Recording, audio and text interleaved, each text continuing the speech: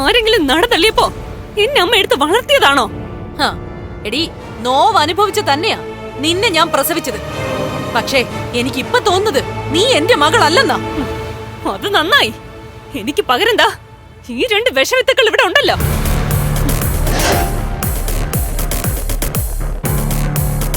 ഇനിയെങ്കിലും നിനക്കൊന്ന് നന്നായിക്കൂടെ? ഇഷ്ടം പോലെ സ്വത്തും പണവും ഉണ്ടല്ലോ സ്വന്തം അച്ഛനും മുത്തശ്ശിക്കുമൊക്കെ.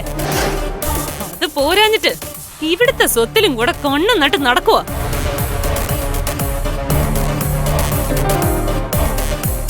അത് തന്നെയാ നിന്നോടും എനിക്ക് പറയാനുള്ളത്. നീ അമ്മയുടെ ഉപദേശം കേട്ടോണ്ട് നടന്നാലേ അത്യാഗ്രഹം തലയ്ക്ക് പിടിച്ച് ഭ്രാന്താവും. ഞാൻ ഇവിടെ താമസിക്കുന്ന സമയത്തെ എന്റെ അവസ്ഥ ഇത് തന്നെയായിരുന്നു.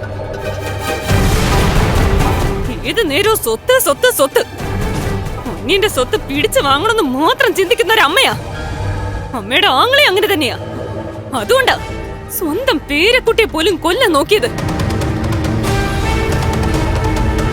ഇങ്ങനൊരു അമ്മയുടെ മകളായി ജനിച്ചതിലെ അങ്ങേയറ്റം ദുഃഖിക്കുന്ന കൂട്ടത്തിലാ ഞാൻ. അമ്മ ഒരു പരാജയോ, സമ്പൂർണ്ണ പരാജയം. നിർത്തടി.